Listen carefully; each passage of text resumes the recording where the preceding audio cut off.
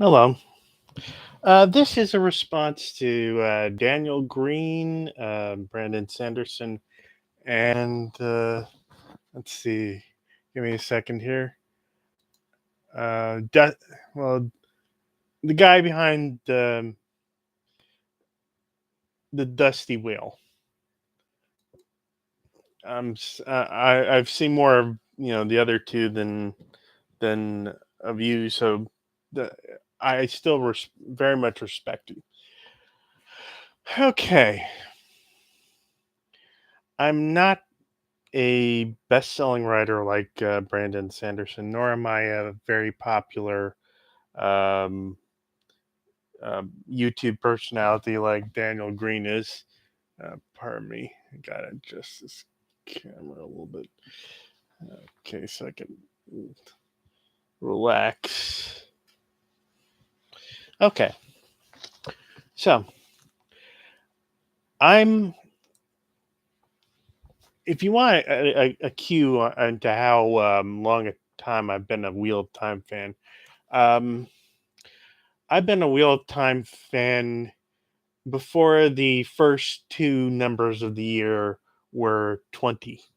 So, all the way from the 20th century, which kind of tells you a little bit about my age.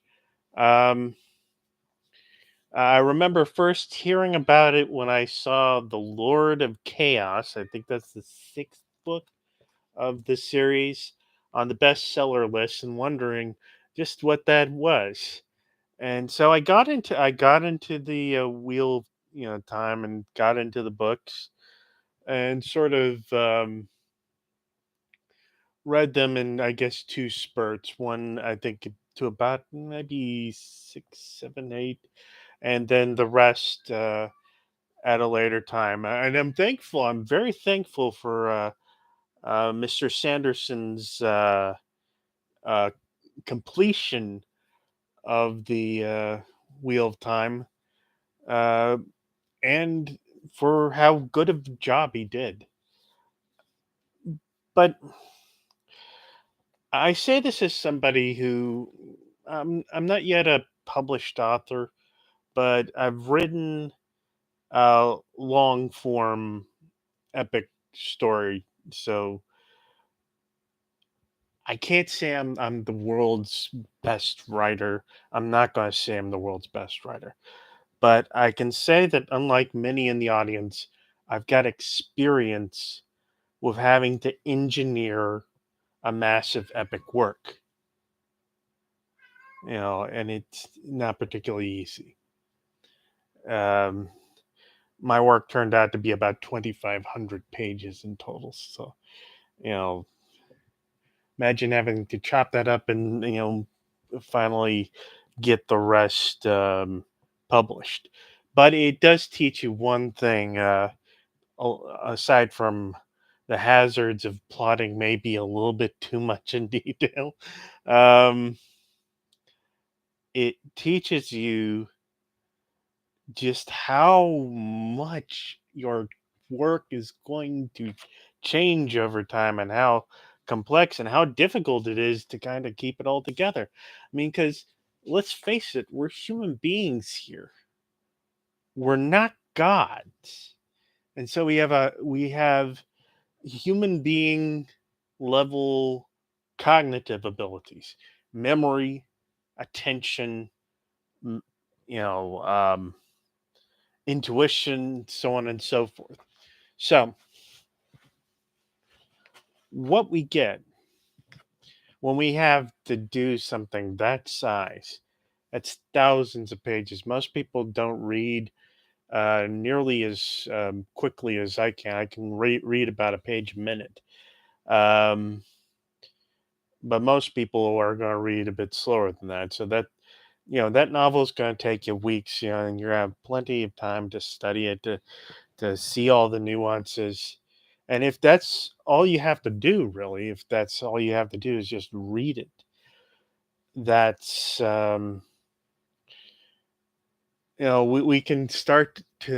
we can unfortunately start to believe that this fluid, you know, magnificent experience is easy to put together. Now,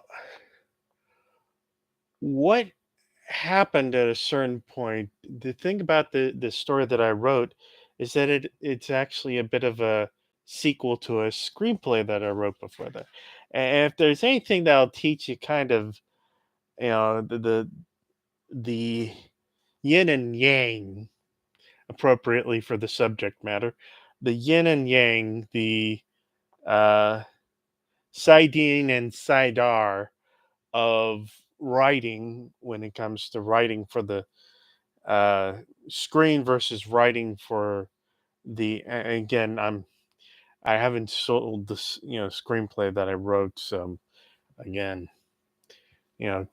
that's not much to brag about, and I'm not going to brag too much about it. But having completed a 100-page screenplay, I found that it was a much different challenge than completing a 2,500 page epic fantasy work. Um, it's a different engineering challenge, I guess you could say. Um, when you're writing a screenplay, every moment has to count because you can only stay so long. For those who are not familiar with the format, a a page on a screenplay is roughly about a minute's worth of screen time. Um, and the importance of that is uh, and that page is pretty much if you have 120-page screenplay, you have basically a 2-hour movie. 120 minutes is 2 hours. So a 2-hour movie. So 120 pages. Only it's very highly formatted, so you end up with about 30 or 40 pages worth of actual text if you boil it down. So, how many movies have you seen made from books that are 200, 400, maybe even, 1,000 pages long that were compactified into something that's between uh, 90 and 180 pages worth of text, which are really just maybe about a fourth or a third of that. That's a you and the thing about it is a screenplay has it you it's not meant to be the final work. It's meant to be what people use to generate the final work. So trying to write something that short, yet which has that sort of sense of breadth to it, and then tr- trying to write something that long and get it done and get it to where all the plot points finally weave together. Both are difficult challenges in their own right. Especially if you're doing something more than just a character drama of two people in a room. This is, I think, this has taught me something. And one thing it's taught me is to let go. Anytime I see something on screen that's an adaptation of the work, I generally treat it as a separate story. And I have to, because I know all too well how difficult it is to stuff all that stuff into. I mean, and here's the thing. One thing I learned through my sad experience over plotting this story is just if you try and pack too much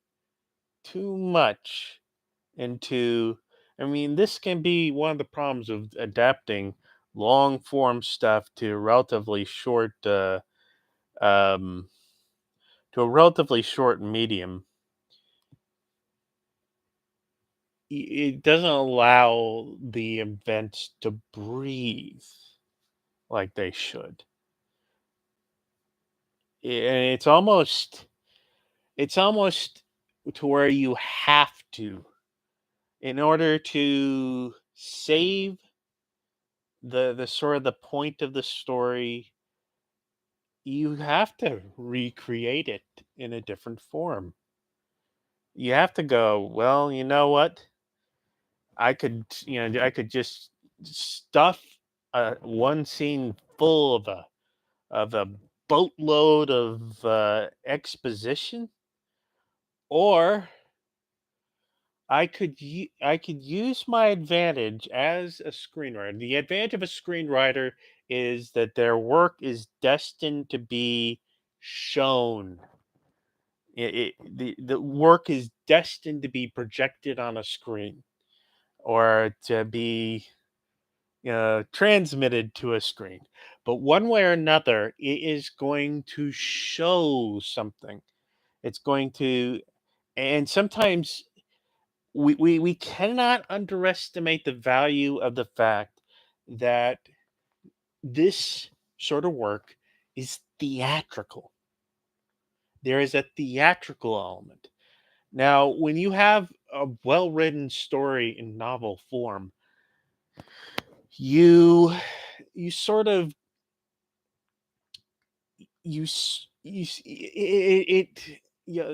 are carried by the narrative. You are carried by the dialogue. You are carried, and you're reconstructing all that in your head. Your imagination is gluing these things together, so that they can stand on their own. And so when you're doing a whole lot of magic work in there, it helps if you explain it a bit, if people understand it a bit, if they understand what the rules are, if they understand what can and cannot happen. However, if you're doing something in a more theatrical medium, in a live action medium, stopping to explain something or setting a whole bunch of rules can actually kind of work against you. Um, it's like, all right, I want you to think about something for a moment, and it's this: when's the last time you stopped a scene of a car crash in a movie, or hell, in real life?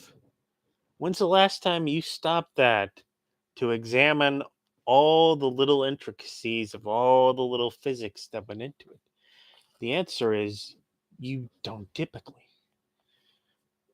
I mean, and this is one of the things that we really don't, when we get into all this lore. I can tell you, this thing I was holding up, it's part of this whole big project I've put together, that where I've basically obsessively defined what the rules and the how does the magic work. How do I judge what a person's strengths are as opposed to their weaknesses, and how do I non do this in a non-arbitrary way? I understand more than you could possibly realize, about this impulse to kind of just hash it all out, get it all solid in your mind so you can tell the story. Um, Let me adjust this a little bit so I'm not so French angled. Okay, that's better. Um, I forgot to tell you something. Part of my background is I learned how to do production stuff. I learned, I've got a telecommunications degree, so basically, I learned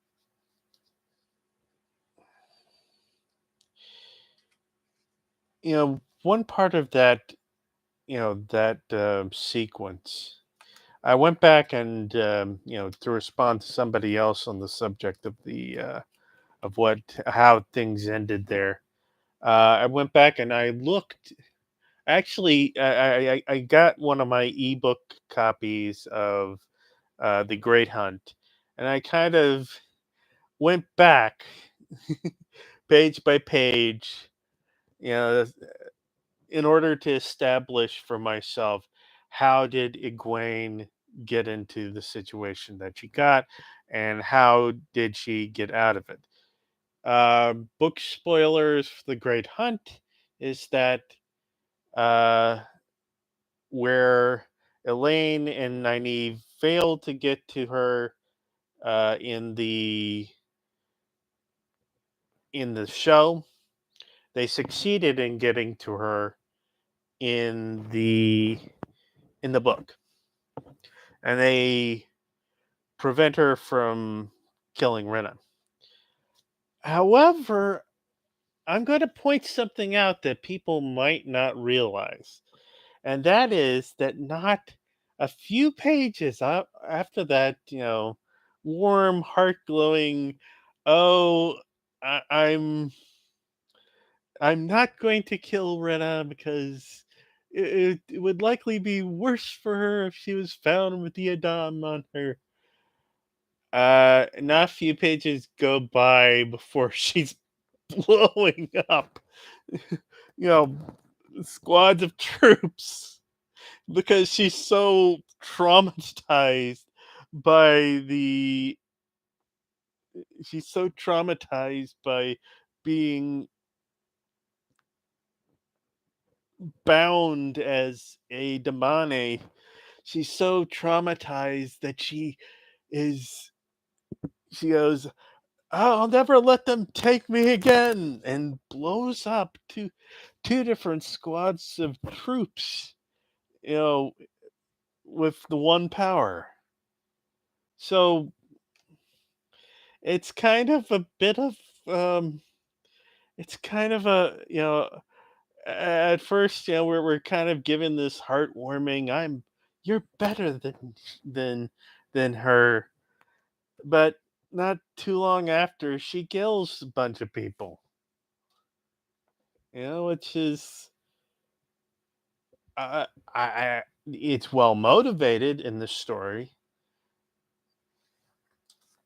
but it kind of puts a damper on the whole, what lesson have we learned today aspect of that story that comes before. And I think that I don't know whether that was deliberate on Jordan's part, that he was perhaps saying that, maybe it's not as easy as, oh, you spared them because you're the better person, and then the better person runs into a bunch of these troops and is deathly afraid of ever being taken again, so she kills a bunch of people. So, but at the same time, one thing that we have to consider when we're doing that sort of setup, one thing that Sanderson, of course, Sanderson writes big books, and I can understand that, having written a big book myself. And there's all this room to kind of, okay, lay out all the little character things to do the setup and the payoff, to do earn the moments. And I can understand where some of the elements don't feel as earned as perhaps they should have been. But they've got 8 episodes to tell what's a several hundred pages worth of story. And so that means they're going to have to throw out a lot. And they're trying to approximate some of the experience that we had with those books. And I sort of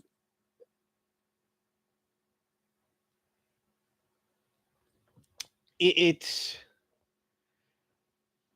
adaptation, I'd say. You're going to have to remake it.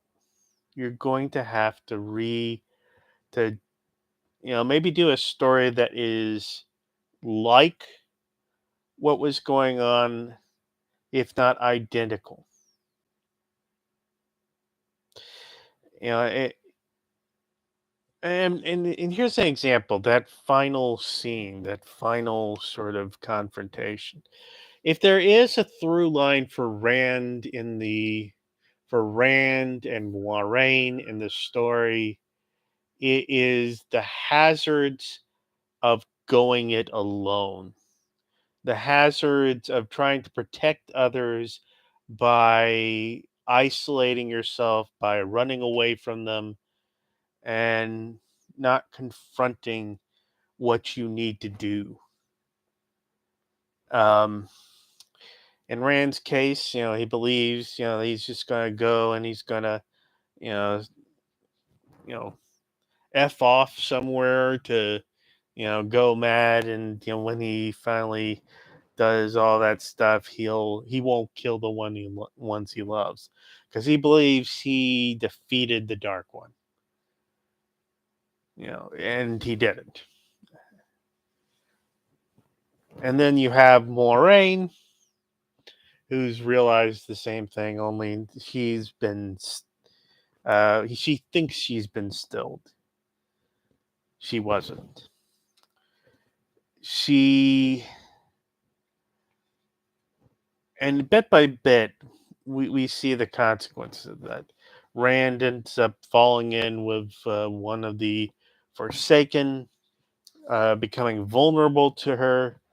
Um, Moiraine is, constantly hampered by the fact she hasn't really told anybody, and ends up kind of going quite a bit renegade by the end of the story. And the others, the each one of them is kind of suffering for the lack of the others in their lives.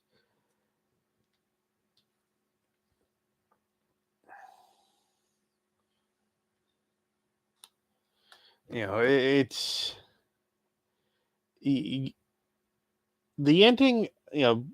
We can talk about what's earned or what the logical purpose of it is, but what here's what I would say.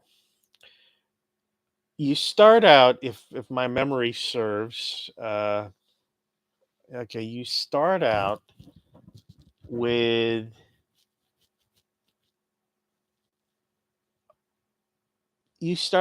an, I think, an absolutely exhausted and, you know traumatized Egwene, having just won her battle against Rena, having just, it's. I think we underestimate just how much hatred, how much anger she built up. It may not be the most honorable or moral thing to have let her die, but to let her, essentially hang there. But this is somebody who a lot of their empathy, a lot of their, you know, a lot has been just burnt out of her, by her experience. So, soon enough she sees Rand, and Rand comes, and right after that, Ashamio comes into play.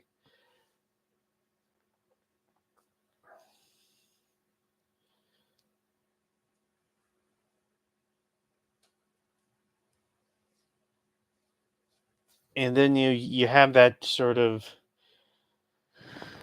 you have you have you know, God bless his soul. You have Matt coming in, and he throws the sphere because he sees that Forsaken there. He's ticked off at the Forsaken because the guy basically you know dosed him and gave him the mother of all well the mother of all bad trips. Uh, which he's basically had to fight his way out of, and he ends up accidentally um, wounding Rand. And I think that in the books, I seem to remember it being some sort of accident, training accident that gives him that wound. And it's sort of the bad effects of the magic that kind of keep it kind of nasty little unhealing scar or whatever. But here I think they using that enchanted dagger, that nasty dagger. uh, I think that actually has more thematic meaning to it. That this is that his friend's mistake is what gives him you know not some training accident, but a friend's mistake trying to defeat the Dark One all on his own is what gives him that unhealing wound that he carries with him to his death. The and it's a you know neat way of paying off the you s- you're gonna kill your friend, you're gonna stab your friend because it sort of reflects how men's visions in this particular storyline aren't they're sort of the classic sort of vision, cryptic visions of times past where you sort of see what you think might happen but it really means something else, like which is a classic trope of prophecies in fantasy and mythology. um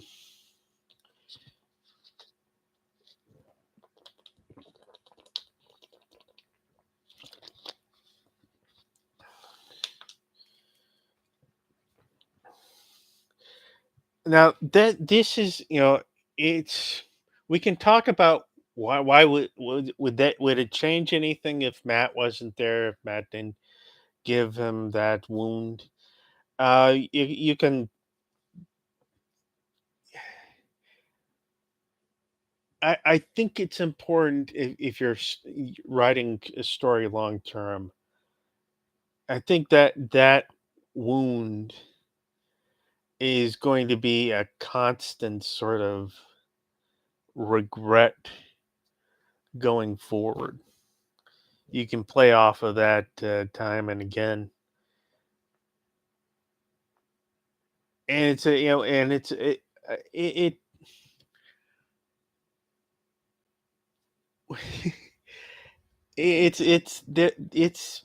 it's been done before in Arthurian mythology in particular. This sort of unhealing wound thing, this um, Fisher King sort of element. So the idea that in trying to defeat the Dark One, Matt accidentally gives a deadly wound to the dragon. That, but also if you remember how that pays off in the end, this is why I'm telling you about whole series spoilers. The death of the dragon ultimately is what get if they're going to bring back Aishamiel, this this wound that Aishamiel causes, this wound that he causes will ultimately be what brings him his, ultimate demise, which kind of makes it a bit, it, it, it makes for a nice parenthetical, especially given that it's, it's, the guy one of the guys he directly manipulated into doing this, into this, inadvertent crime and this inadvertent wounding of his friend, is that it ultimately comes back around and proves his undoing in the end. And if they if I mean it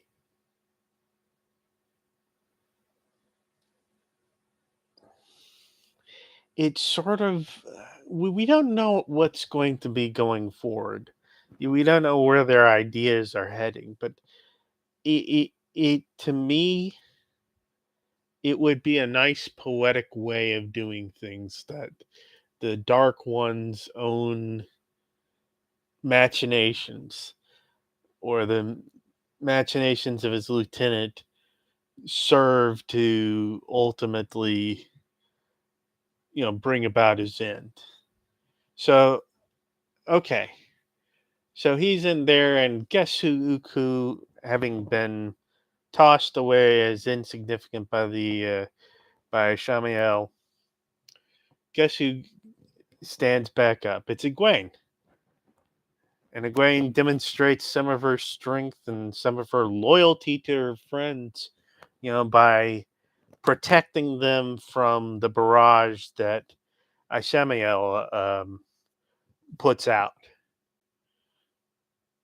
Now, some might accuse her of kind of doing a Mary Sue thing there, but I think as you see it move forward, I think you see that it's kind of, that the bombardment, that he's just basically, he could probably smash her flat if he wanted to.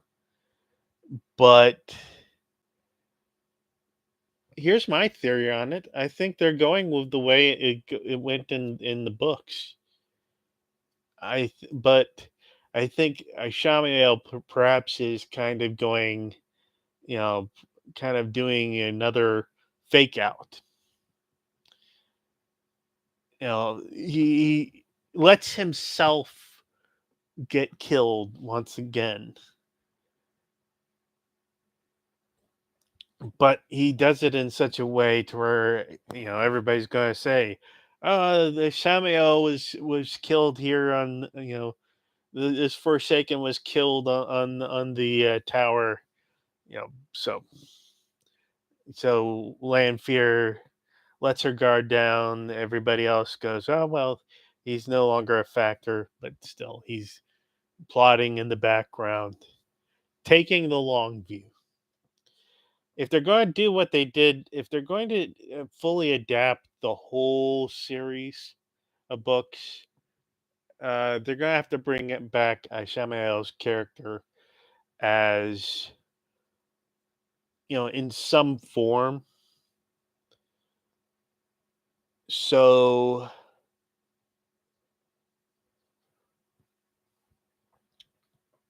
so this is, maybe they cut it short this time. Maybe they, I don't know.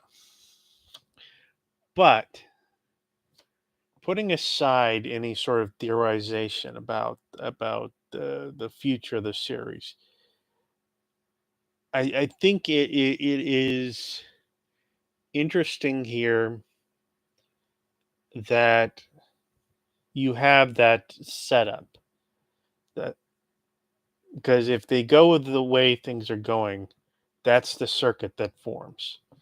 But let's go back to where we were with Egwene shielding them. Now, she is holding up somewhat, but if you'll notice, she eventually kind of tires. And Shamiel is not like, popping a sweat. He's just, boom, boom, boom, boom, boom, boom, boom. He's just, hammering her without any real effort displayed. This isn't difficult for him.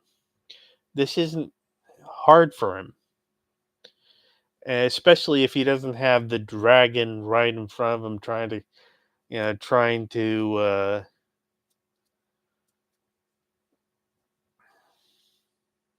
especially if he doesn't have the dragon in action against him.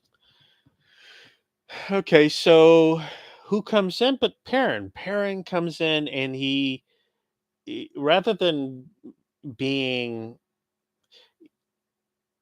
I think it's good to talk about Perrin, to talk about, once again, in the context of his part of the story, we can look back at his mindless fury that led him to. I mean, I don't like the killing his wife part, to be honest with you. I think that was perhaps unnecessary.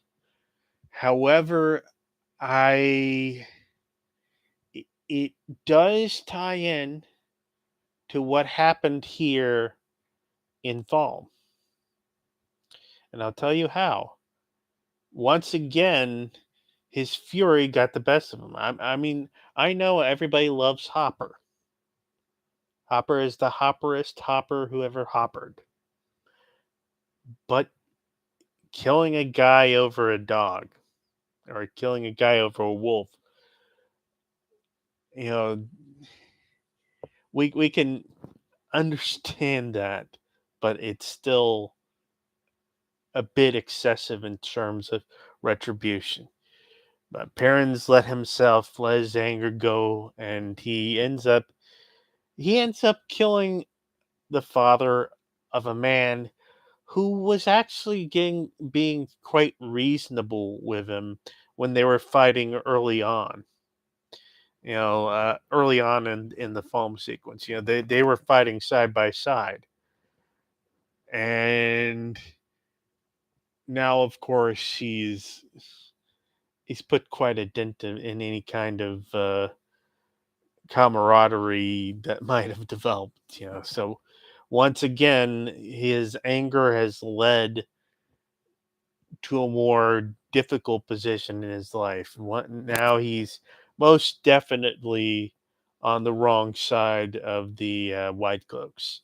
Although, well, you know,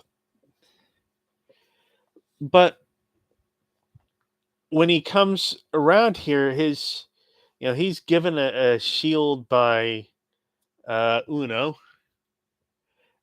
I knew Uno was going to come back as a hero of the Horn. It, it just it just seemed to me a good way to kind of subtly put forward what exactly was going on with the heroes of the Horn. You have a character who died, a martyr's death, a heroic death, because he wouldn't bow to the Shan. And so what happens? He shows up as a hero of the Horn, which, is where those who die heroes, where they go and to await being spun back into the world. So that was a very efficient way to show people what the Horn was actually doing. The Horn was bringing back dead heroes to fight on the side of the living. So it's kind of interesting that he's given a magic shield by the heroes of the Horn, almost to kind of give him a moment where he plays the defender, where he is a defender, that he is saving the lives of his friends, protecting his friends from the dark forces, from that Forsaken, rather than being one to try and attack and defeat them that way. So I think that's a commentary in part on you know Perrin being his best version of himself. The protector, the one who saves the lives of those rather than being the destroyer. And that's perfectly in line with Perrin's character. Perrin's character is all about the line between being a creative force, a blacksmith, a maker of magical weapons, and then the destroyer, a killer, a you know somebody who hunts down his enemies and you know chops them up and stuff. So you have those two different sides of Perrin on full display in this episode. He is the destroyer, and you know, with a disproportionate retribution for the death of Hopper, and you have the protector, the one who steps in when Egwene um, can no longer hold back Ashamael alone. He steps in to help her, to support her, so that the two of them together can hold off Ashamael. Then you have the others who come in and heal Rand, so that when he finally is released, oh, then you have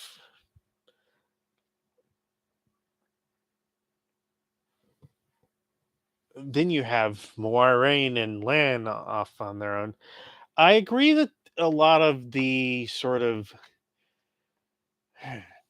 look, I'm going to be try and be as kind as possible, but their plot line, I think, was too much of a holding pattern sort of plot line. They had her you know, shielded off by Samael when they fought at the Eye of the World.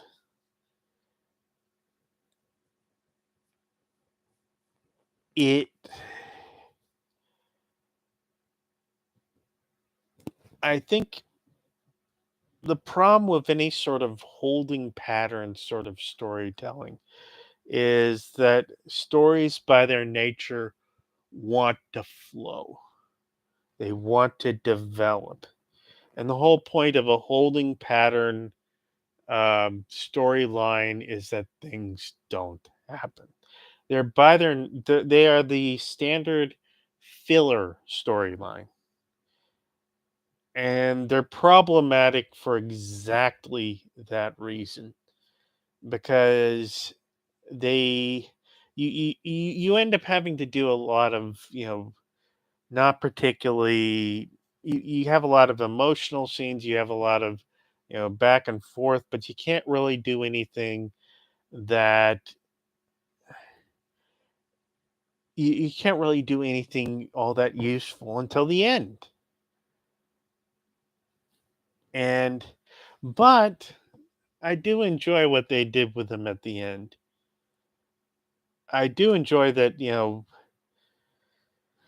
I think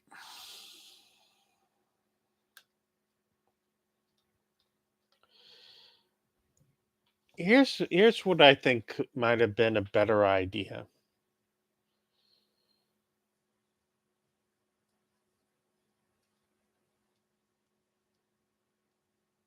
She doesn't know where Rand went. Rand didn't tell her. Rand didn't say, "Oh, I'm going to Carrion." That's something she has to piece together. But if you're gonna do something like that, Well, you kind of left her in a situation. You kind of left her shielded.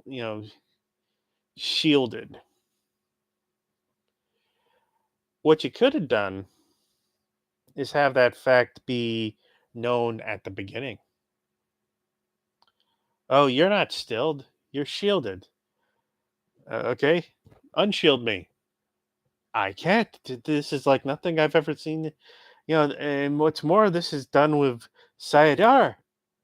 We can't do anything with this kind of. We don't we can't even begin to know what to do with it. And you could have one of them go, well, or you can have her go. You can have a discussion about, okay, who could undo this, and then guess what? Guess who? You know, then you can have her follow along. You can have her kind of go along trying to trying to find Rand again, trying to track him down. And that way you give the character something to do that isn't simply being self being sort of you know self-loathing. you know uh, eh, I mean, Rosamund Pike is a great actress, a great actor, but even she's going to wear out a certain amount of welcome if she's doing scenes that don't move the plot along.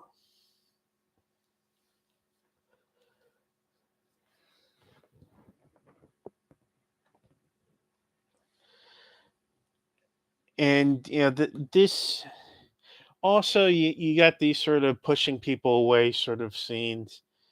you know it's a lot easier, I think, to handle those sort of scenes if you're kind of, if he's following along. It Land can still be kind of estranged from her, but it might be that he just doesn't know why, doesn't know what's happening, and sort of pieces together what's going on as they go forward.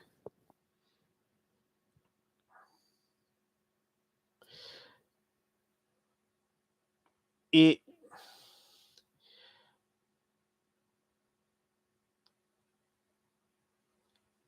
it's part of the art, I think, of in doing a dramatic sort of storytelling is keeping the characters moving in a meaningful way, because in live action and theatrical sort of work, you you cannot have a whole bunch of dead space.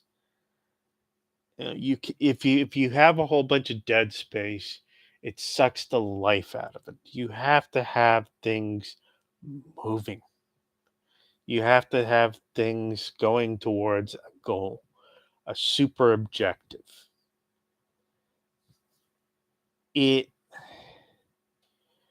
So yes, it's nice to have those two, kind of fulfill a function here to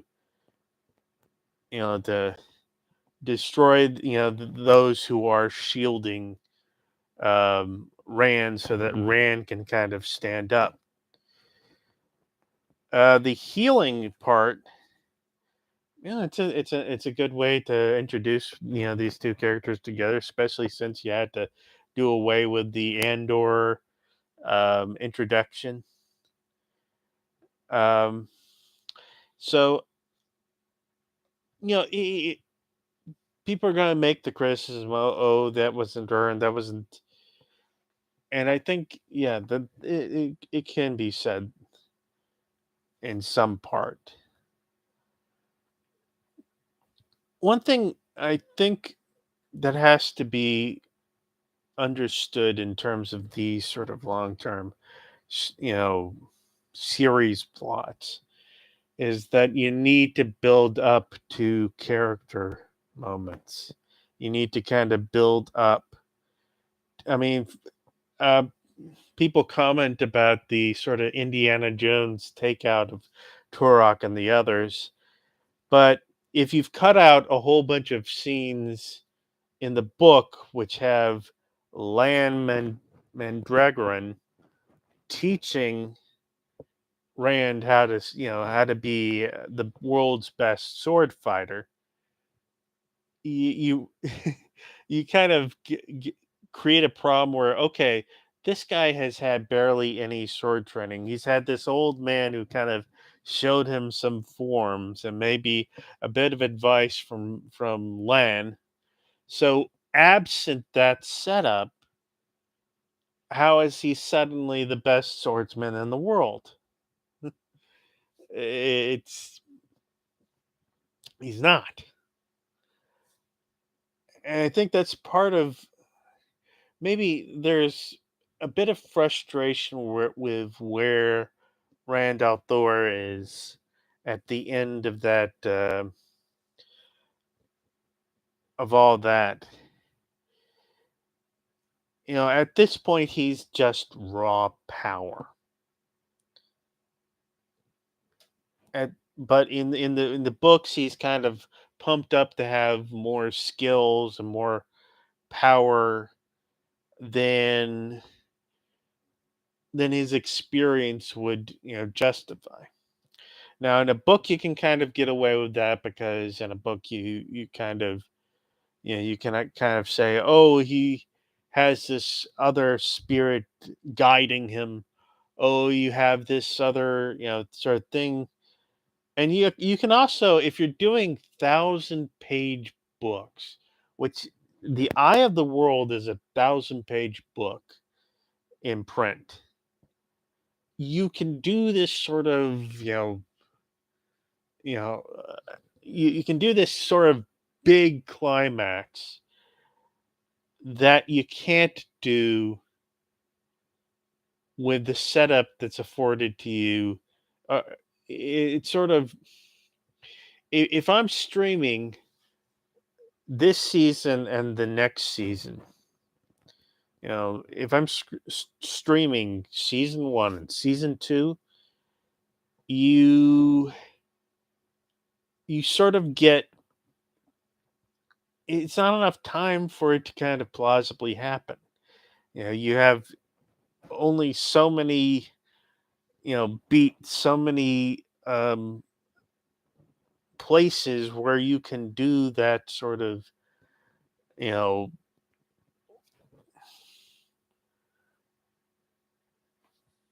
you can only do so much before it kind of gets to be a bit, kind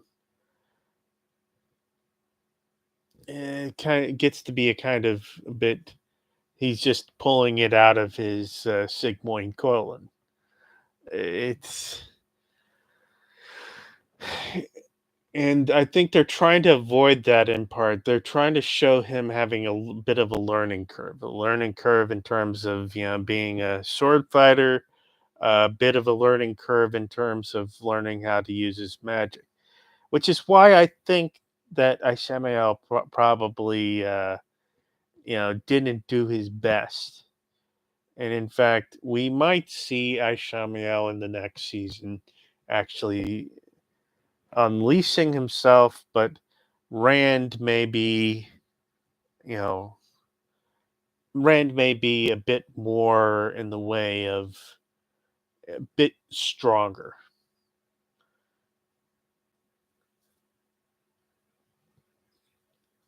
In fact, I wouldn't be surprised if they take their version of Logain and have him gravitate towards, um, Rand, and teach him some of his tricks uh, in order to give him some realistic sort of, you know learning.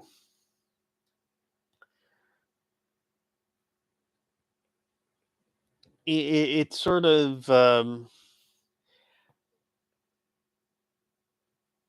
there's also there's also the thing of what they might do with what's his name? Let's see. Um, I know this one's. I know there's the Mandrid at the very end. There's Raven. There's um, let's see.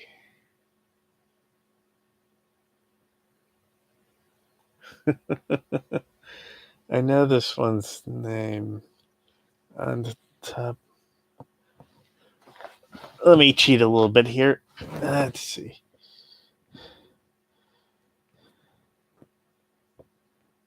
Ooh, yeah, that needs to go on the charger.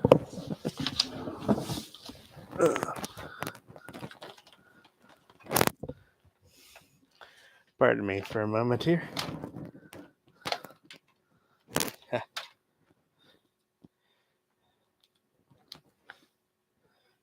Just in time, 1% charge. Sort of like, okay. You have to be more measured in development when you're doing, things like a series or, because you don't have the time. You don't have the, ironically, where with the book you have all the time in the world to set things up to have them learn things. Let's see. Okay. Forsaken.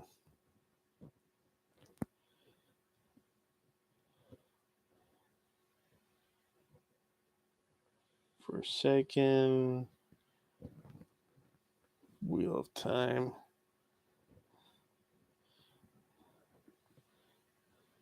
Yeah, I'm just gonna look them up here. But I know the one who.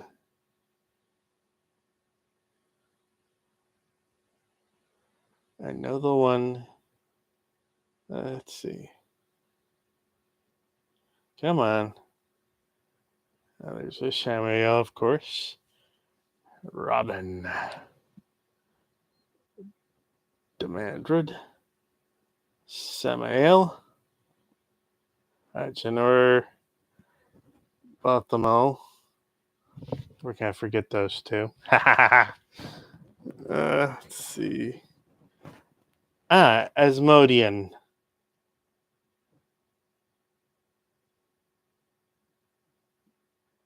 Yes. Asmodian's the one.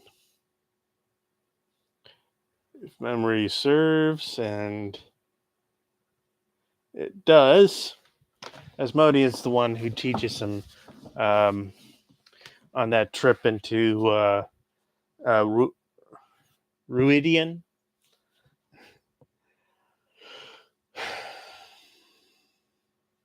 So,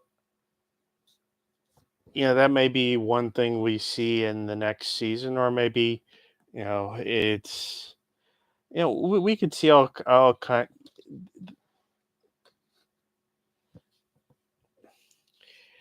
It's all a matter of, what. It's all a matter of how they.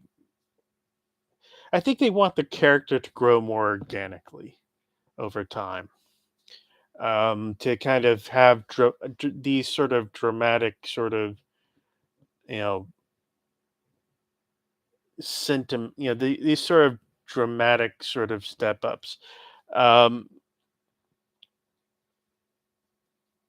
there is this sort of thing of trying to go it alone, but I think the the climax of this eighth episode kind of shows, the characters kind of coming together in order to defeat the dark forces to defeat the Forsaken. You know, Rand, because of the trick that Ishamael played, can't do it by himself. So all these other characters come together and they help him to do what otherwise would be impossible for him. They help him to, and I think it might not be as well prepared as if it were in the books, where it's all kind of just, where Robert Jordan has hundreds and hundreds of pages to set it up. But when you're doing something like a TV show, you can kind of substitute some of the dramatic scenes, some of the drama, some of that sort of storytelling where it's, characters butting heads up against each other. You can substitute that in part for, you know, lore based fights. Now they do plenty of things in these stories that I think would probably not be in the realm of what is possible for a regular magic user in in the books series. But it's you are in a visual medium, you're in a performative medium, you're in a medium that demands a bit of spectacle, especially if you're trying to match it up against a whole bunch of other stories like it. Um, it's also a matter of budget. Like I mean, there was that sort of scene where the heroes of the Horn in the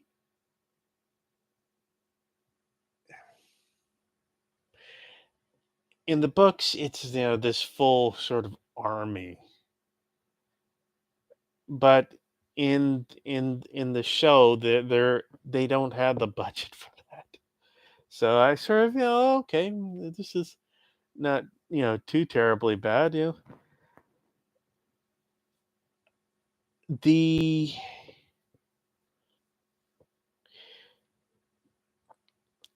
it just seems to me that folks are concerned about it reconstructing the books, and what I tell them is to reconstruct the benefit from that, you have to have enough space and enough time, enough of the characters in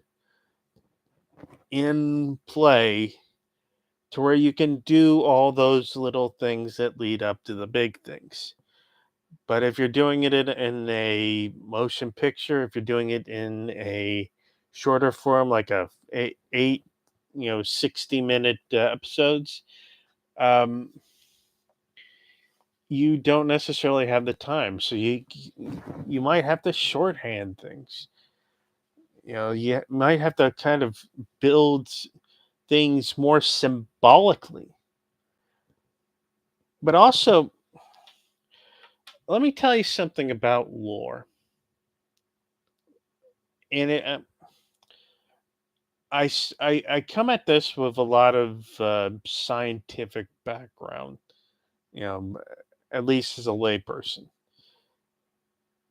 There are all kinds of physical laws, all kinds of things that govern the way the world works. And learning about them, that's a fascinating thing. That's a fascinating thing to follow.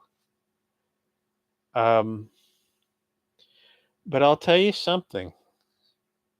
At the end of the day, when you experience them, your brain's not going to go, your brain is not going to tend to go, oh, equation, equation, equation, equation.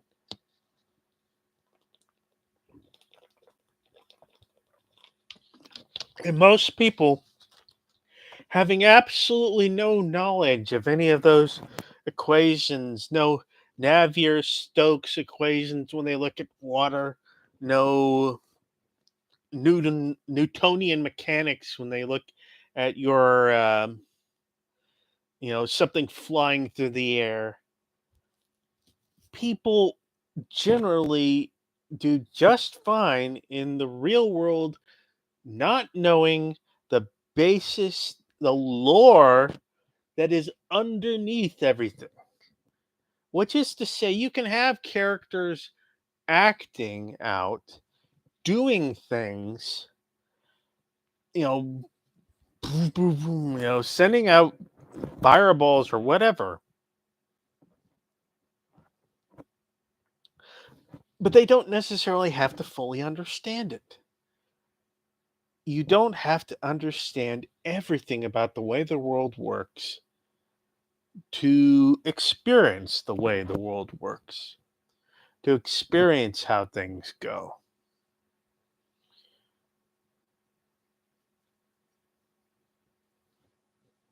And I think that's we get so hung up on lore. We get so hung up on the what the rules are, and they're useful. They're good in many times to set up conflicts, to set up payoffs for conflicts. I agree very much with the way um, Mr. Sanderson thinks about this. And in fact, I've decided to do a number of things along those lines. However, when it comes down to it, your experience of the world is not dependent on your knowledge of the world. Now, the events that occur within that world, you know, that may be far more dependent upon the rules of the world. The way your conflicts resolve, that may be far more dependent upon the rules of the world. But you yourself, your experience, you can know nothing of these things and still have your adventure. And I think that's something we need to keep in mind whenever we're writing in these environments, whenever we're depending upon lore, that it's under the hood. A person can have absolutely no idea of how. I mean, it's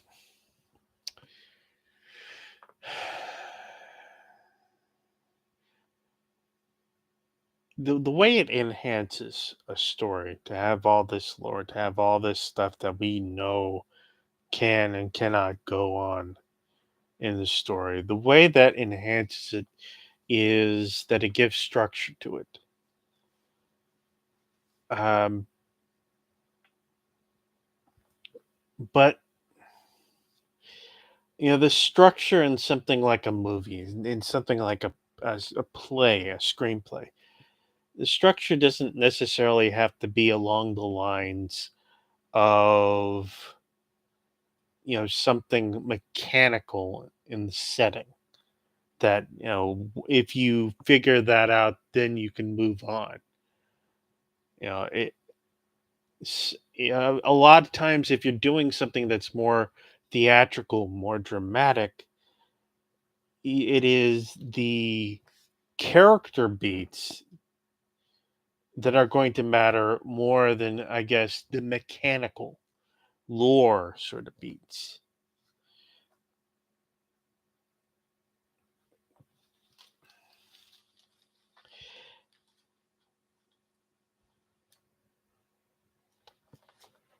It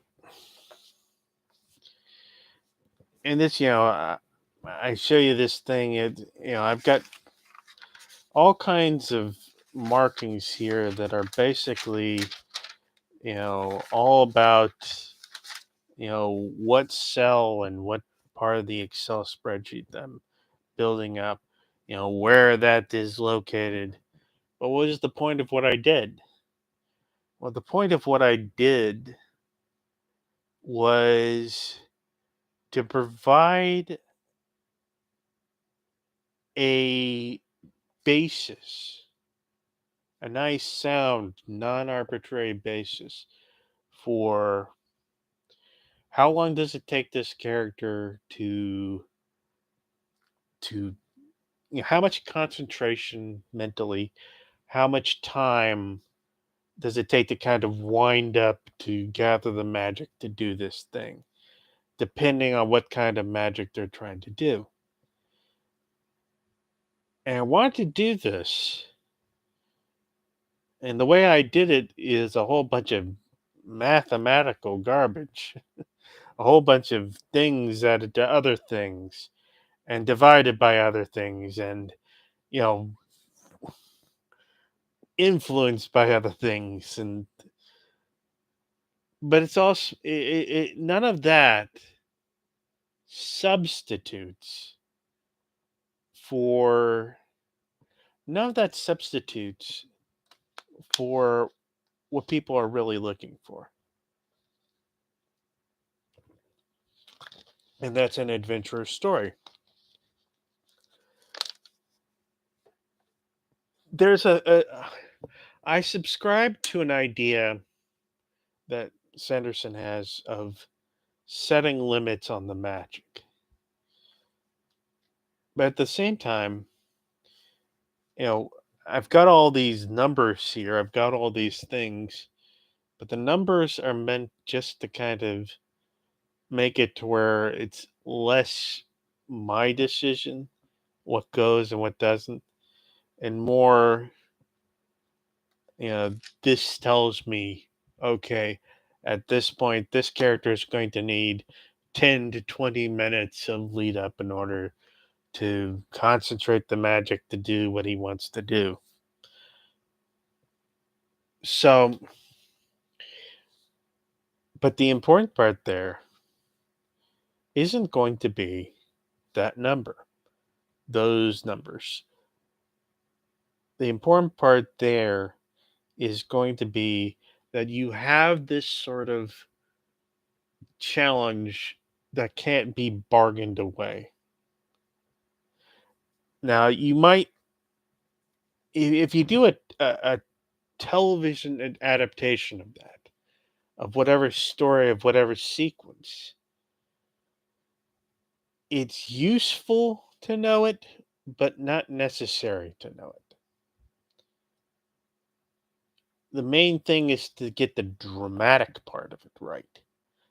Because if you get into the realm of television, of movies, then perception becomes much more important.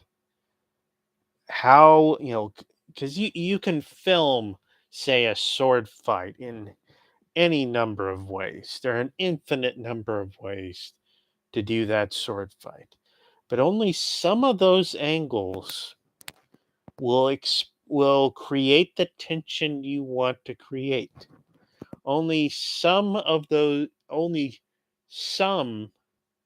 choreography will do to make us marvel at the skill of a character, or marvel at the tension between the characters as they fight. I mean, and although you have reams upon reams of videos out there, you know, commenting about, you know, the um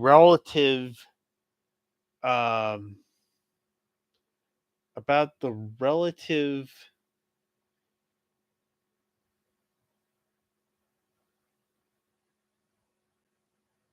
accuracy and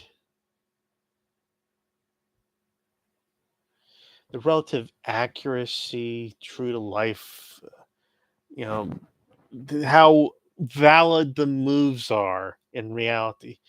At the same time, it's about staging. You know, it's stage combat, so to speak. It's it's not meant to represent real combat.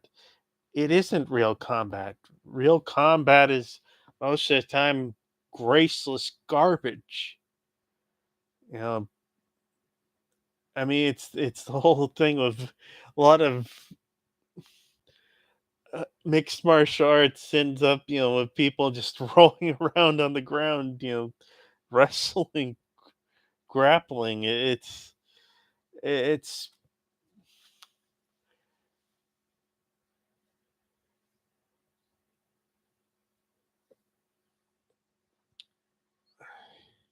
I mean, the truth of the matter is, most fights in reality, most sword fights, most things, they'd be over in just a few moves.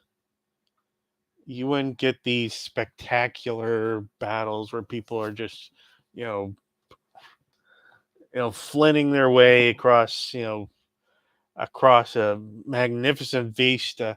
You wouldn't get that. And shootouts, most shootouts aren't anywhere near realistic. But that's not the point.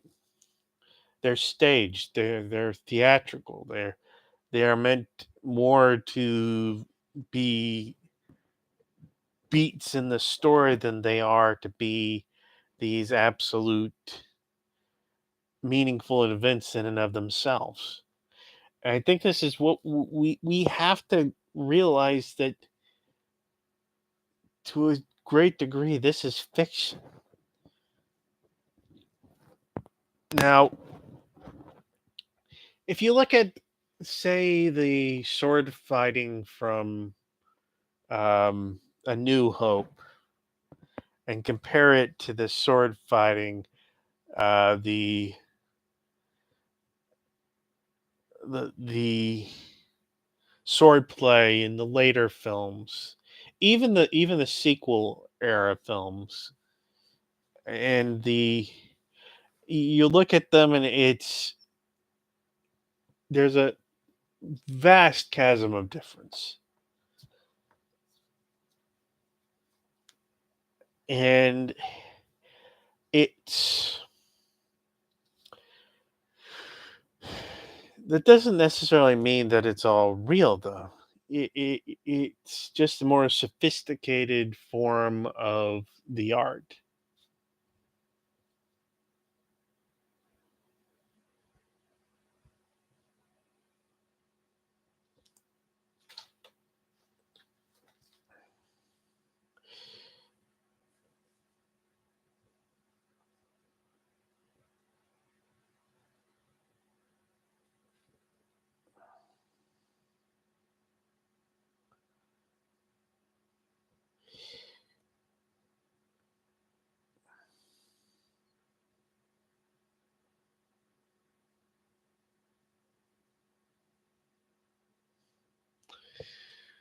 Okay.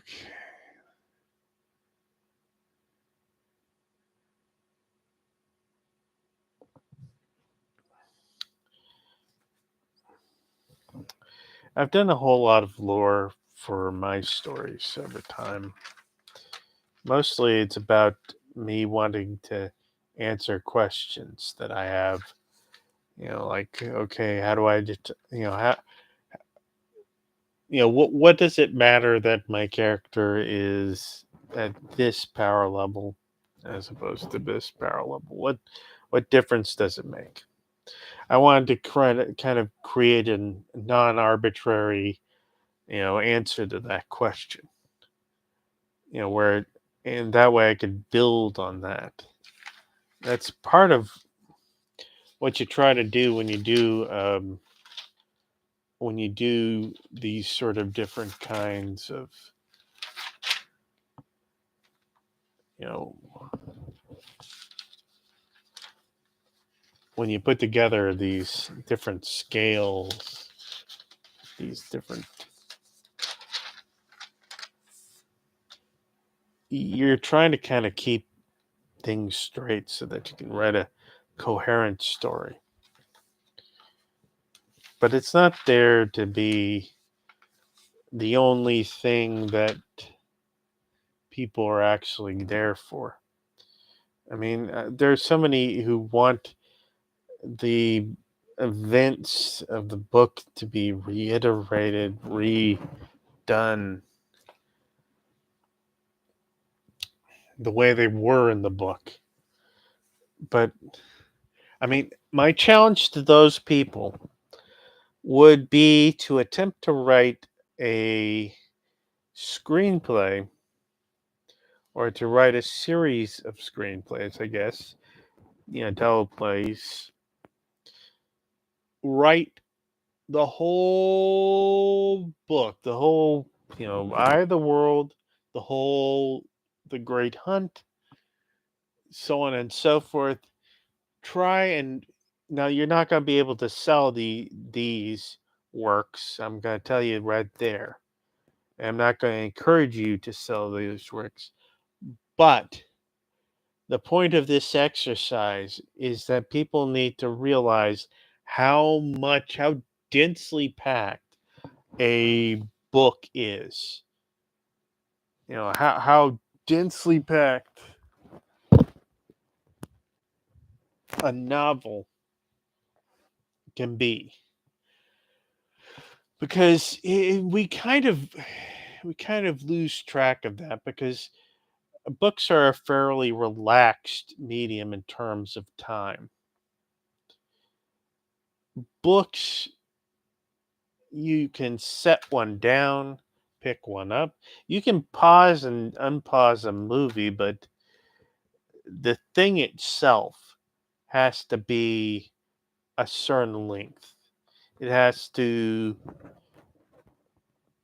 otherwise, it becomes virtually impossible. I mean, if I were to give you one problem about what happened with, say, the Marvel, you know, the current Marvel shows, I would say that one of the principal problems is continuity lockout. One of the principal problems is that, in the original sort of sequence, the Infinity Stone saga, you had mostly movies, and you could watch those movies in a sitting or two. You could watch those movies in a sitting or two and get caught up with the story. But now you've got all these series, and while those are more generous in the amount of storytelling you can do, it has the problem that if you're trying to catch up, it is easier and easier to fall further and further behind.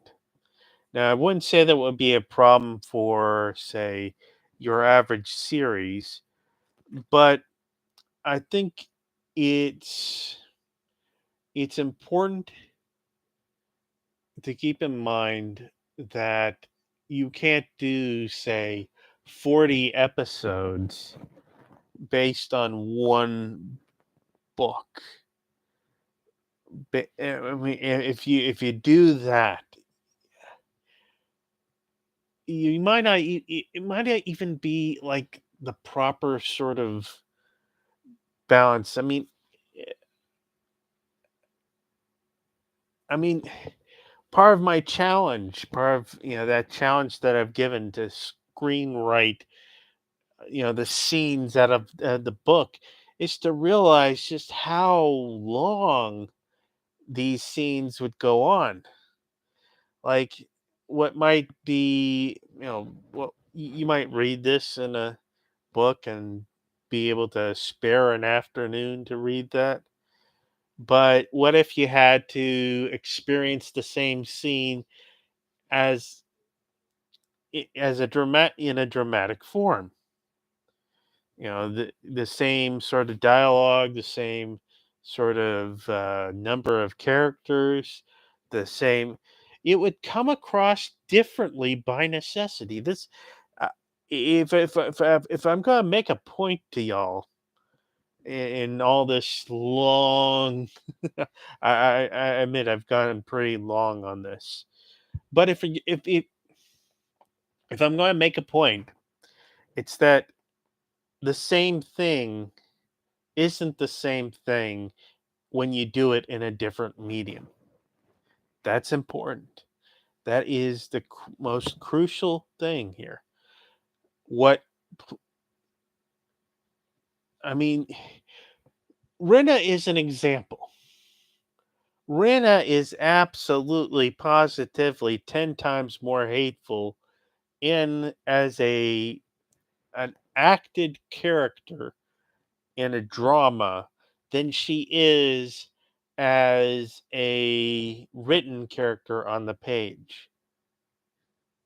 I'm not even sure she is openly seen to have done as many things. We have, I think, Egwene tell us after the fact of a number of things she did, rather than having rather than just showing us the things she does and showing have the facial expressions as she says these perfectly appalling things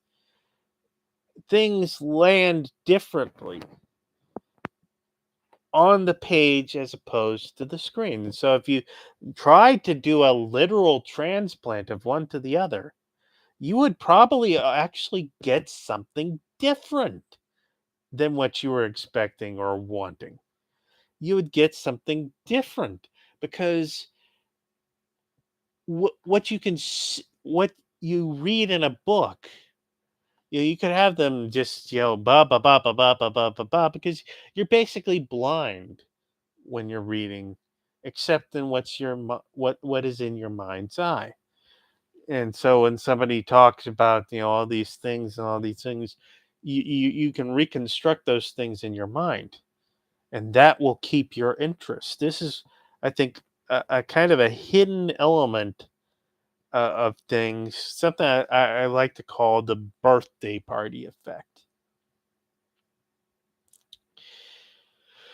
which is like, okay, if I were to invite you to a birthday party and and you do all the activities, if you're at a bowling alley, you bowl. If you're at an arcade, you play video games. That's an old thing that people my age used to do back in the day. Uh, if you're this, that, or the other, you're doing, maybe you're going duck hunting at this birthday party, or maybe it's a gender reveal, and in which case you're detonating something that's going to set some national park on fire. But regardless, you're doing something. Whereas with a story, you're following somebody doing something. And there are different ways of following a person. You know, if you're doing it in a book versus following that same person in a filmed story. So like,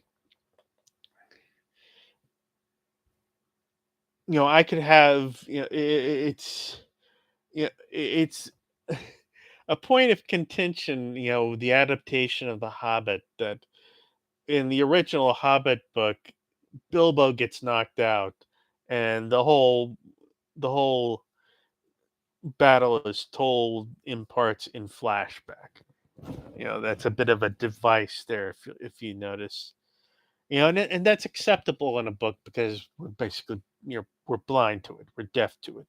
We only reconstruct those things from what we are told, so we can imagine, fill in these things. But if you're doing it in a movie, you want to see the battle, or otherwise maybe it's not got half the entertainment value it should. You can see things for yourself. That's one element. Um, it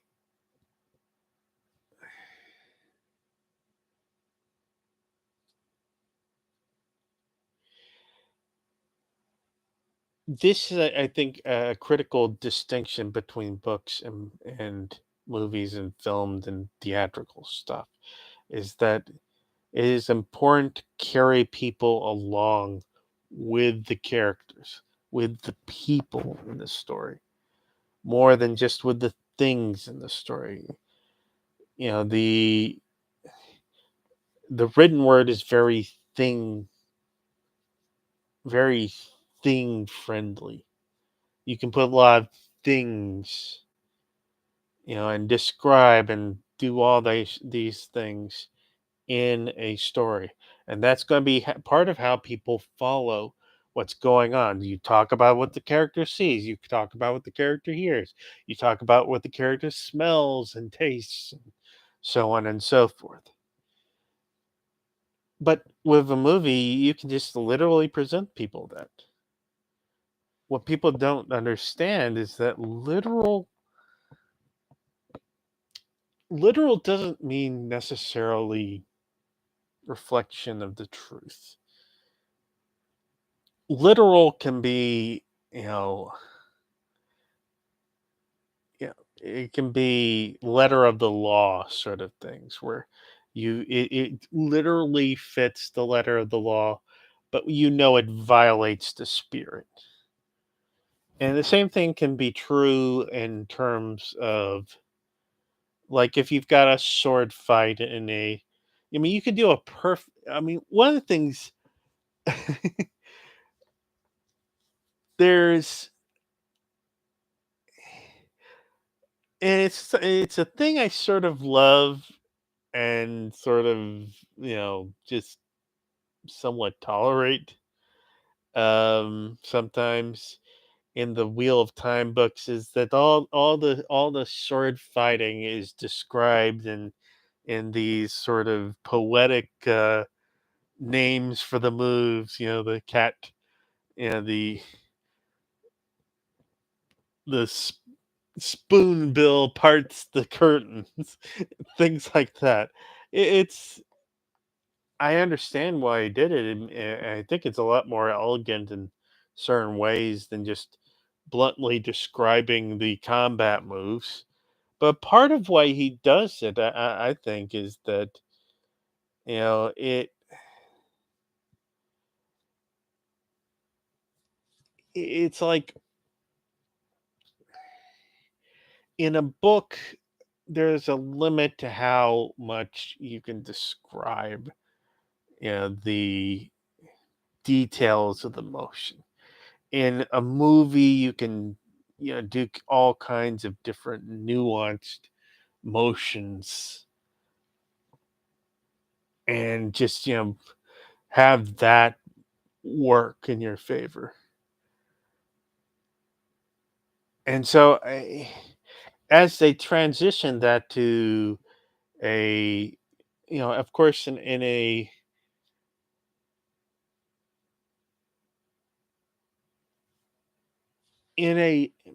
movie, you don't have to do that sort of poetic thing.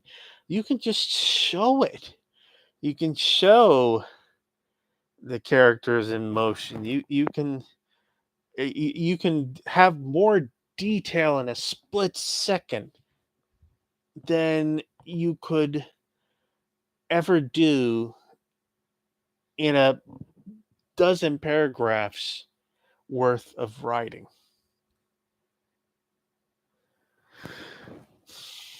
And that's, I think, part of what people need to realize is that there's a lot of information that a book has to kind of expand out, whereas in a film story, a an audio visual thing, you can have that compactified. You can put that dense, instead of describing somebody's armor for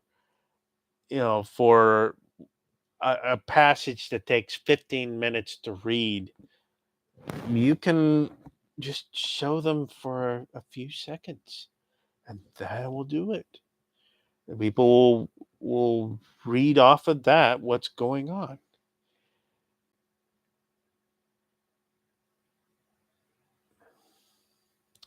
So I'm going to kind of go to one last topic for in this kind of long-winded monologue. Um,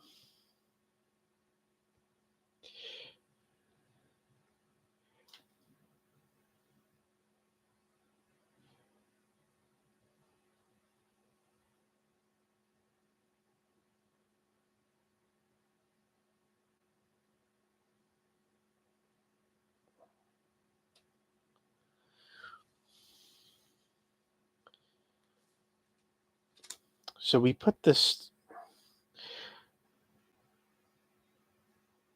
part of the challenge of doing storytelling in this way.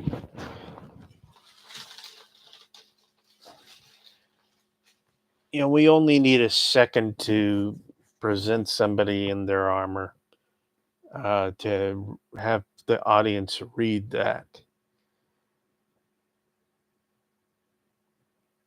But it's sort of like,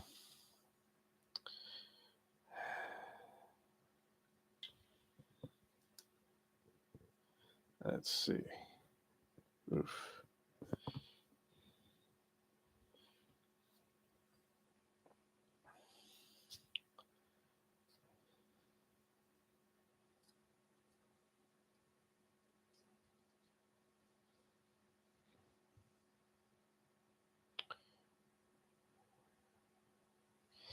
We are unavoidably social creatures.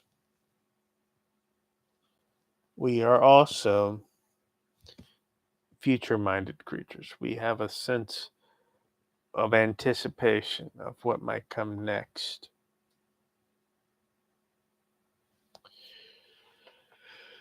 And I think this is very important to my next point, and that is storytelling is a reconstructive effort. But reconstruction is, it's not just, what's out there and presented to you, it's what you already got here. But what I've noticed is that if you've got a story in mind, if you've got a narrative in mind, if you've got something in mind before you watch something, pieces of that may substitute for what's actually there on screen. I think this is sometimes responsible for what happens with certain reviewers, where on second watch they appreciate it more, because on the first watch, many of these people who read the books, like me, are just remembering what was in the novels rather than observing what was on screen or looking for what was on screen. I think that's an important point, because here's the thing. The and I think this is almost it's your experience of a story is in part something you're doing to yourself. You are bringing in these other elements and you're taking what is on screen, taking it back, and kind of building, piecing together what you think is going on in the story. And this is what you do in day to day life. You look, you piece together, you bring what is in your brain out, and you kind of put that together, and you can very efficiently figure out what's going on, what the story is, and so on and so forth. And this is part of, I think it's important when we're talking about vivid, lifelike, animation and live action stories. I think it's important to point out that, you know, the consequences of that for what's being reconstructed. But when you're doing an adaptation, you're almost always going to have this sort of situation where you will remember things one way and the story is going to tell it a different way. And that's sort of unavoidable, especially with a beloved classic, which is why I started out saying it needs to be its own thing.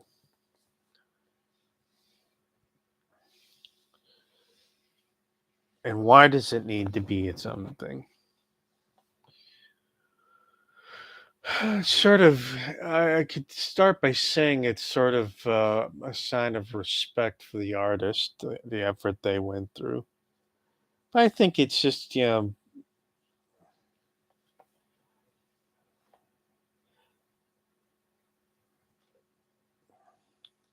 inevitably when you're creating, when you're adapting a big, substantial piece of work, and if you want to do it right, you're going to have to kind of throw a lot of stuff away and sort of write your own thing because the thing that was there, it's too big, it's too broad structured.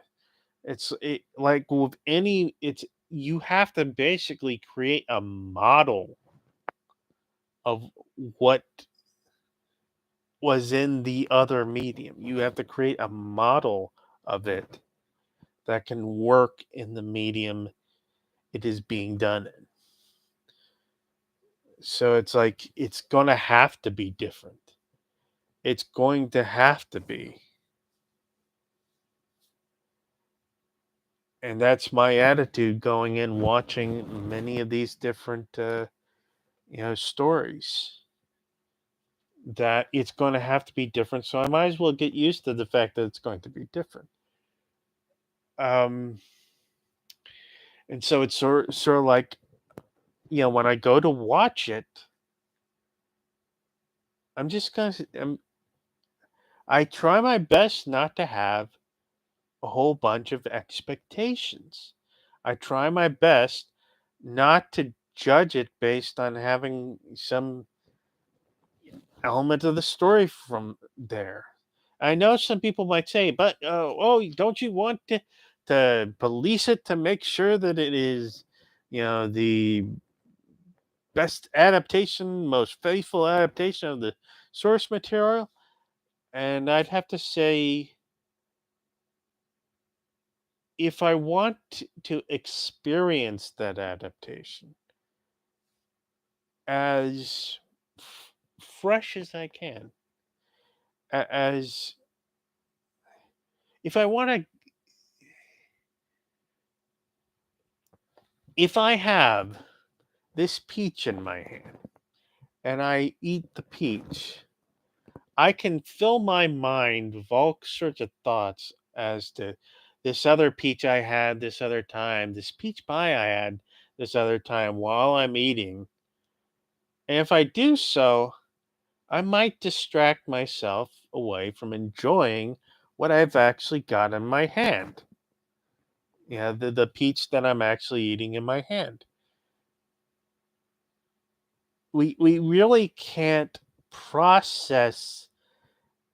We are either going to be trying to remember something, bringing that back up into our minds, or we're going to be experiencing what's in front of us. And I'm all for kind of looking at it, looking back at it, comparing it, kind of, you know, figuring it out after the fact. But while it's running, I think it's best to give yourself over. I know that's contrary to modern sort of, I'm going to stand up for I'm going to be the toughest critic possible. I'm going to just, they're not going to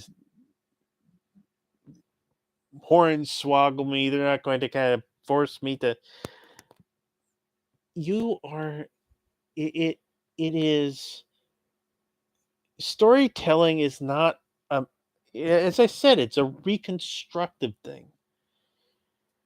And if you're not paying enough attention to what's right before you, to what's there to be experienced, you might not have the you might miss things. You might miss details and nuances that you weren't thinking to look for the sake of finding the ones that you were thinking to look for. Now, it's unavoidable to some extent, but I think you need to open yourself up and at least get the most full, drink the fullest, yet the most measured draft of that story. Catch the details, catch the nuances. Maybe in adapting it, they substituted those nuances, those little details and their implications. They substituted that for, reams upon reams of description. Maybe they made a certain, maybe they made a certain relationship or set of relationship, stand in for a broad subplot. Maybe they maybe they compactified, a few characters into one. You know, maybe they did this or that, and you're not going to catch on to it if you don't pay attention to what's right in front of you. So I guess my closing wish, my closing ask of people is to set aside this conscious critical brain for a second, to set aside this sort of this, you know this thing that's going to want to analyze everything in terms of everything else, that you can remember, and just, forget the lore and watch the story and watch what's going on. Be present, be open, be available to the details. And then, if after all that it still fails, it still doesn't work, then you will have given it the best possible shot. Then you will have given yourself the strongest possible experience. Instead of just holding yourself back, restricting yourself back, and just, imprisoning your experience in all the expectations and all the analysis and theories and God help you, spoilers. Instead of doing that, open yourself. And then you will you won't be missing what some people might have caught sight of. You won't be missing the details that might redeem it, that might relate it back to the story, that you were hoping for. This is part of the reason why I look at it as another turning of the wheel. I look at it as as its own story, a story made that tries to approximate what the wheel of time was in print, but doesn't, doesn't copy it. I want to approach this storytelling, and I saw hundreds of movies as a teenager. Went, saw two a week. And the one thing I think I benefited from is that most of the time I rode my bike to to the theater, so that I had this time where where I was getting out a lot of the nervous energy, getting out a lot of the you know overthinking, and just arriving prepared to watch something, prepared to give myself over. And then once that was done, I could, sit back and go, well, I didn't particularly like, for example, one adaptation I absolutely hated was The Relic. It was a great book, but they decided to do God knows what with the film. They had some good characters here and there, but they kind of, but but you know, I, there are other you know adaptations that I was fully on board with, and that kind of even those that went their own way. But the thing about it was, it's like it's that sort of thing allows you to be available for the stories that one day people will call, cult classics. Because if you're not, if you're not enmeshed in all the judging and stuff, you know, y- I was fortunate enough that my period of most intense movie going coincided with one of the one of the great periods in film history, which extends like I saw the original Austin Powers in the theaters, before it made it big on video, and was charmed by it. I saw Dark City, was charmed by it.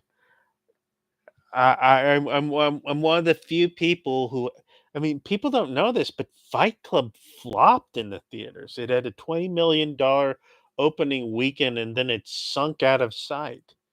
And it wasn't a cheap film to make, but you know, it got released on home video, and everybody fell in love with it. But I remember watching it, in the theaters the first time and saying, yeah, this is a great film here. You know, I don't think half the people who make a big deal of it, it's like The Matrix, and where people just completely miss the point, what they were actually fighting against. They Because they're not open. They're probably watching it because they were told that it had they get attracted to the wrong things. They get attracted to this sort of public persona of the film. Now that it's become famous, now that it's become big, and but they miss some of the central stuff because they're not looking for it. They're not opening themselves up to it. I mean, anybody who calls himself, for example, a red pill, apart from the external, um, context of that, are they sort of forgetting, what being a red pill constitutes? It's awakening, but awakening to what? To your true identity, to who and what you really are, instead of this this persona that's been forced on you. To awaken as a real person in the real world. But the real world is not this place that is idealized. It is this hellscape. and you're constantly on the run. I mean, the dark side of that, you see it in Cypher, his little rant about all the, you know, w- what his, escape to reality has cost him. Sick of, eating goop, sick of always being cold because, no sunshine, everything's cold on the surface. It's like it y- you need to be listening more closely to the stuff you watch. You need to be paying more attention to the details. And if you do, you can see a lot more. I think you can see a lot further to understanding what people are actually trying to say. I think you can see a lot further to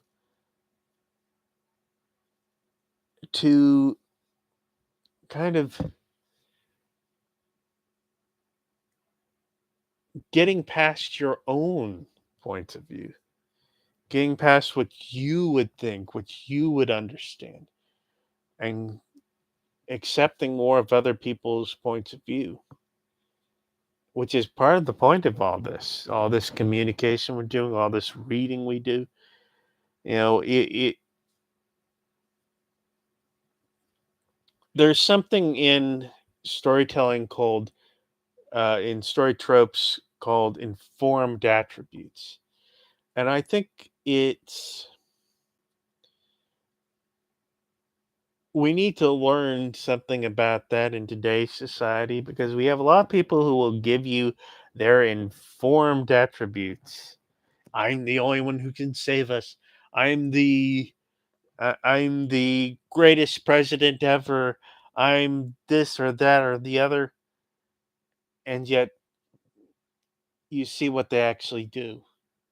But also, if somebody's saying, "Oh, this president's the worst president ever," look at all the bad things that happened. It's helpful to kind of open yourself up to notice the details, to learn things you don't know about, educate yourself about things that you don't know so that you can get more of the story, so that you can reconstruct more of what's going on around you. To be a better listener, to be a better studier, to be a better scholar, and so on and so forth. We've made so much about people spouting their points of view, and I'm spouting my point of view, so I'm not innocent of this by any means. But I think the point I would try to make is we need to be better at kind of linking to and kind of getting a sense from others of things rather than just demanding that everything be a reflection of what we want and what we remember and what we think is good and best and so on and so forth. We need to live more than our expectations and desires and wishes, and in a world where we're constantly fed our own crap back to us. That's practically most of what social media and AI does to us these days. We need to be reaching beyond the surface. We need to be reaching beyond just the immediate and obvious meanings. So that's it for my feature length s- my feature length talkathon. So feel free to skim through it next time. I'm sorry if I've gone on a bit long, but I had a lot to say. See y'all later.